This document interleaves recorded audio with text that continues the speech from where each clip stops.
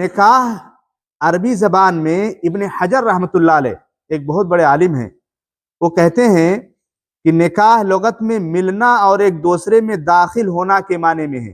الضم والتداخل، عربی میں اس کو کیا بولتے ہیں؟ الضم والتداخل، یعنی ملنا اور ایک دوسرے میں داخل ہونا، یہ عربی زبان میں ہے۔ شریعت کی اصطلاح میں ہے حقیقی طور پر شادی کرنا، یعنی نکاح جب بولا جاتا ہے تو شریعت کی نگاہ میں کیا ہوتا ہے؟ شادی کرنا، اور مجازی طور پر جمع کرنا۔ مجازی طور پر کیا کرنا؟ جمع کرنا، اور یہی معنی زیادہ درست ہے کہ نکاح کا مطلب ہوتا ہے شادی کرنا۔ اب ضمنی طور پر اس میں جمع بھی آتا ہے، جمع بھی آتا ہے۔ نکاح کا مطلب جمع کرنا صرف نہیں ہوتا، بلکہ نکاح کا مطلب کیا ہوتا ہے؟ شادی کرنا۔ اب اس میں مجازی طور پر اس کے معنی میں بھی، جمع کے معنی میں بھی بولا جاتا ہے، سمجھ رہے؟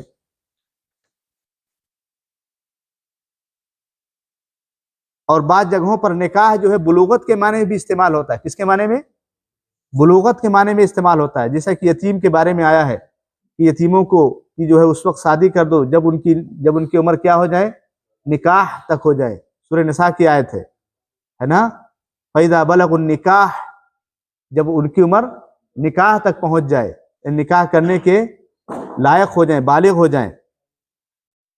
اس کی دلیل یہ ہے کہ کتاب و سنت میں لفظ کثرت کے ساتھ عقد نکاح شادی کرنے کے لیے ہی استعمال ہوا ہے، حتیٰ کہ یہ بھی کہا گیا ہے کہ قرآن میں یہ لفظ صرف شادی کرنے کے لیے ہی استعمال ہوا ہے، صرف شادی کرنے کے لیے ہی استعمال ہوا ہے۔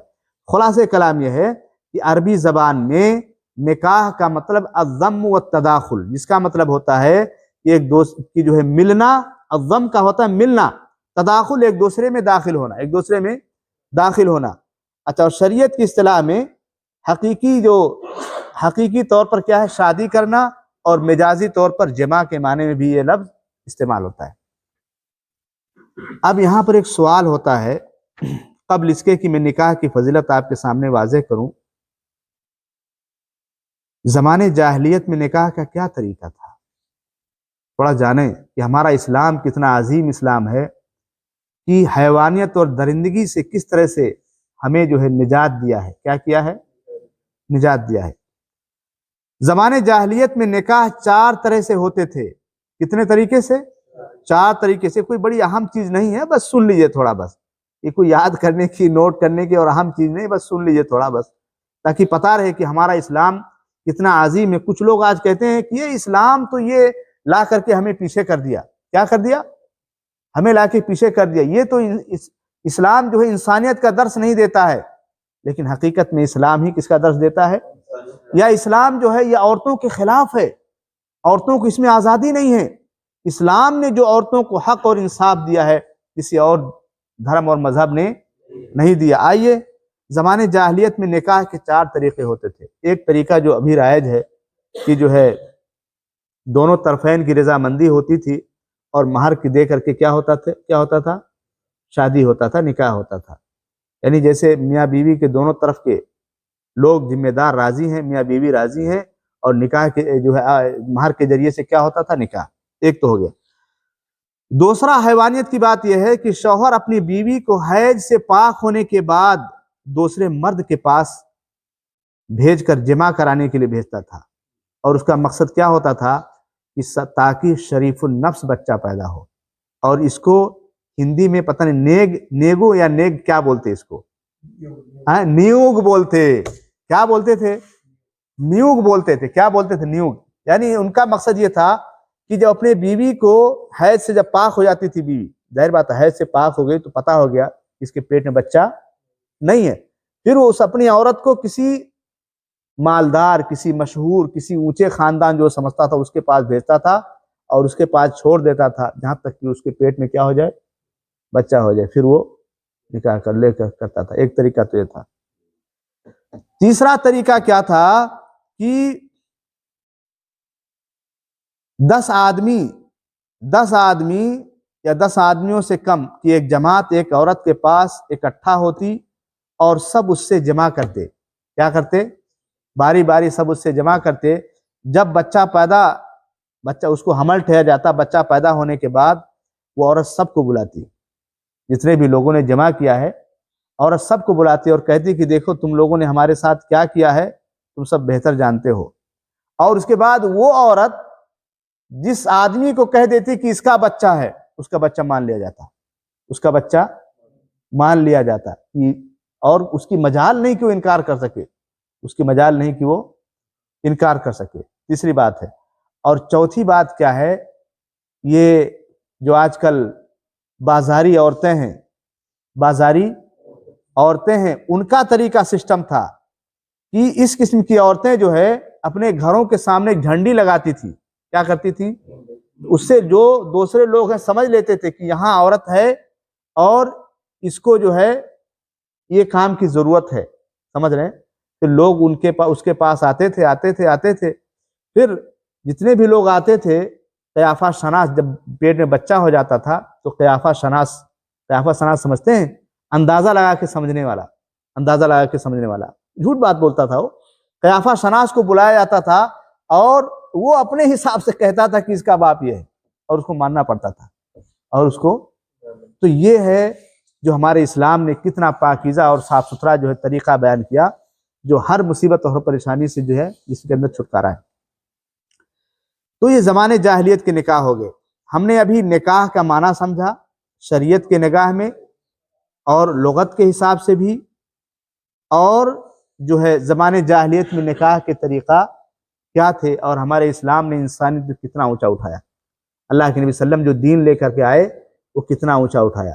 ٹھیک ہے بھائی، نکاح کی مصلحت کیا ہے، نکاح سے کیا فائدے ہیں؟ آج کل کے بہت سارے لوگ ایسے شادی کرتے، نکاح نہیں کرتے، خلاص میاں بیوی راضی تو کیا کرے گا قاضی، ایسے ہی بولتے ہیں نا بھائی، میاں بیوی راضی تو کیا کرے گا قاضی۔ تو نکاح کے فائدے کیا، مصلحتیں کیا؟ یا اسی طرح سے لیونگ ٹوگیدر میں رہتے ہیں لوگ، کیسے رہتے؟ کیا بولتا بھائی، ہم مجھے لیونگ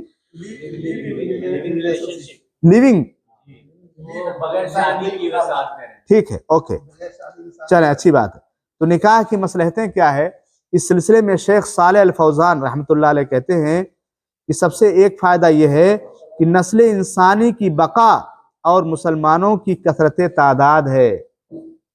انسانی جو شادی، اسلام نے جو شادی کرنے کو جائز کہا کہ ایک مرد ایک عورت سے کیا کرے، شادی کرے، تو اس کے پیچھے ایک مصلحت ہے کہ تاکہ انسانی نسل جو ہے باقی رہے۔ ظاہر بات جب لوگ نہیں شادی کریں گے انڈیا کے ایکٹروں کی طرح سے، تو پھر کہاں سے نسل انسانی باقی رہے گی، ہے نا بھائی؟ اچھا، نسل انسانی کی بقا کے لیے اور مسلمانوں کی کثرت تعداد کے لیے، ہم دو ہمارے دو نہیں، کثرت تعداد کے لیے، ہے نا بھائی؟ آج کل عجیب چل گیا، نہیں ہم دو ہمارے دو ہی بہتر ہے، چھوٹا فیملی اچھا ہے۔ بہرحال دوسرا یہ ہے شرمگاہوں کی حفاظت اور پاک دامنی کے لیے شادی ہی ایک واحد شے ہے، واحد چیز ہے، کانٹریکٹ ہے، جس کے ذریعے سے شرمگاہ کی کیا ہوتی ہے، حفاظت ہوتی ہے، اور انسان پاک دامن رہتا ہے۔ دو ہو گیا۔ تیسرا یہ ہے کہ شوہر کی عورت پر نگرانی اور خرچ کا قیام، تاکہ عورت پر ظلم نہ ہو، عورت کے نان نفقہ، کھانے پینے کا وہ بھی ایک مرد کی طرح عزت کی زندگی گزار سکے، یہ مصلحت ہے۔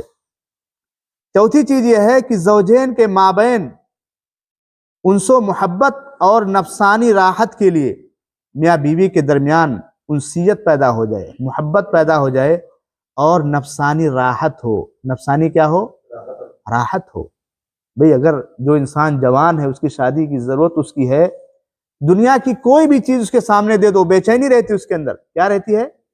بے چینی۔ شادی ہی ایک ایسی چیز ہے کہ اگر انسان شادی نہیں کرتا ہے تو اس کا دماغ کیا ہوتا ہے؟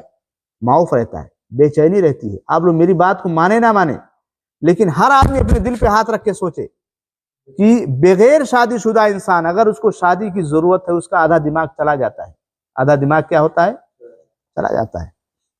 تو اور قرآن نے کیا کہا ہے کہ لِتَسْكُنُوا إِلَيْهَا وجعل بینکم مودۃ ورحمہ، یعنی ہم نے تم کو جو ہے میاں بیوی کے جوڑے بنائے، لتسکنوا الیہا، تاکہ تم ایک دوسرے سے کیا کرو، تسکین اختیار کرو، کیا کرو، تسکین اختیار کرو۔ تو اگر انسان سوچے ایسے ہی ہم دل کو سکون لیں گے، اس کو سکون نہیں ملے گا۔ اسی طرح سے زوجین کے ماں بچہ ہو گیا، نسبوں کی حفاظت وغیرہ وغیرہ، ظاہر بات ہے نسب، حسب و نسب جو ہوتا ہے، بغیر شادی کے نسب کی حفاظت ہو سکتی ہے؟ نہیں ہو سکتی۔ جیسے زمانے جاہلیت میں 10 لوگ جمع کر رہے ہیں اور پھر آخر میں کہہ دیا گیا اس کا بچہ ہے۔ کون آج کل دیکھیں نا یورپ میں کتنے بچے ہیں جو کیا کہتے ہیں یتیم خانے میں اور کہاں کہاں جو بیچارے گھوم رہے ہیں، بچوں کا کیا قصور ہے؟ اس کے ذریعے سے نسبوں کی کیا ہوتی ہے؟ حفاظت ہوتی ہے۔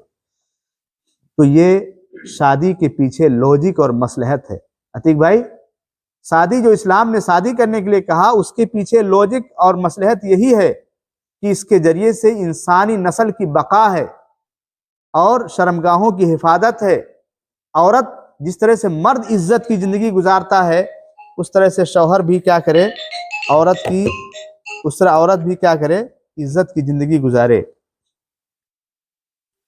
اب آئیے سمجھتے ہیں نکاح کی فضیلت اور ترغیب۔ نکاح کی فضیلت اور ترغیب۔ بھائی جو نوجوان لوگ شادی کرنا چاہتے ہیں، میری بات کو سن کر کے سمجھیں، لیکن ایسا نہیں کہ فون لگا کے والد صاحب کو برا بھلا کہنے لگے، نہیں نہیں مجھے شادی ابھی چاہیے۔ سنو بھائی، سمجھو، بس بات کو کیا کرو، سمجھو، ہے نا؟ ایسا نہیں کہ جذبات میں آ کے نہیں ہمیں ابھی کرنا، ابھیچ کرنا ہمیں، ایسا نہیں بھائی، ٹھیک ہے؟ سب سے پہلی بات یہ کہ نکاح کو اللہ تعالیٰ نے اپنے انعامات میں سے شمار کیا ہے۔ نکاح ایک طرح سے اللہ تعالیٰ کی طرف سے تحفہ ہے۔ کیا ہے؟ تحفہ ہے، گفٹ ہے۔ اللہ تعالیٰ فرماتا ہے سورۃ النحل آیت نمبر 72 کے اندر کہ واللہ جعل لکم من انفسکم ازواجا وجعل لکم من ازواجکم بنین وحفدہ۔ ٹھیک ہے کہ اللہ تبارک تعالیٰ نے تمہارے ہی نفسوں سے تمہارے جوڑے بنائے اور پھر تمہارے لیے تمہارے بیویوں سے اولاد اور پوتے پر پوتے بنائے۔ تو یہ اللہ تبارک تعالیٰ کی طرف سے کیا ہے؟ انعام ہے۔ دوسری بات یہ ہے کہ پسندیدہ عورتوں سے نکاح کا ہمیں حکم دیا گیا ہے۔ پسندیدہ عورتوں سے اللہ تعالیٰ سورۃ النساء کے اندر فرماتا ہے فَانْكِحُوا مَا طَابَ لَكُم مِّنَ النِّسَاءِ، کہ جو عورتیں تمہیں پسند ہیں ان سے کیا کر لو؟ نکاح کر لو۔ اس کا مطلب یہ ہے کہ انسان اگر شادی کرنا چاہتا ہے تو اپنے پسند کی عورت سے شادی کرے، تاکہ بھائی زندگی اس کو گزارنی ہے نا، ماں باپ کو تھوڑی زندگی گزارنی ہے، زندگی کس کو گزارنی ہے؟ اب کچھ لوگ بولے نہیں نہیں نہیں ہمارے سماج میں نہیں چلتا ہے بھائی، یہ بھائی آگے چل کے رشتے نہ چل پائے، طلاق ہو جائے، یہ بہتر ہے کہ شروع ہی میں جو ہے دونوں کی رضامندی ہو جائے، دونوں کی رضامندی ہو جائے، اور جبرن نکاح کرانا یہ جائز نہیں ہے، یہ جائز نہیں ہے۔ اسی طرح سے نکاح کے ذریعے فقر و فاقہ کا خاتمہ ہوتا ہے، اور ہمارے سماج میں الٹا ہے، ارے ابھی تو تمہارے پاس گھر نہیں، ابھی تو تمہارے پاس فلاں نہیں، دوا نہیں، یہ نہیں وہ نہیں، سب کچھ کرتے کرتے کرتے عمر جب ختم ہو جائے 35 سال 38 سال 40 سال پھر شادی کرو۔ ہاں، جبکہ اسلام میں کیا کہہ رہا ہے کہ نکاح کے ذریعے سے فقر و فاقہ کا کیا ہوتا ہے؟ خاتمہ ہوتا ہے، اللہ تعالیٰ برکت پیدا کر دیتا ہے۔ جیسا کہ اللہ تعالیٰ فرماتا ہے کہ ان یکونوا فقراء یغنیہم اللہ من فضلہ واللہ واسع علیم، واللہ واسع علیم، کہ اگر وہ فقیر و مفلس ہوں گے تو اللہ تعالیٰ انہیں اپنے فضل سے غنی بنا دے گا۔ اللہ تعالیٰ کشادگی والا اور علم والا ہے۔ یہ قرآن کی آیت ہے۔ کس کی آیت ہے؟ قرآن کی آیت ہے۔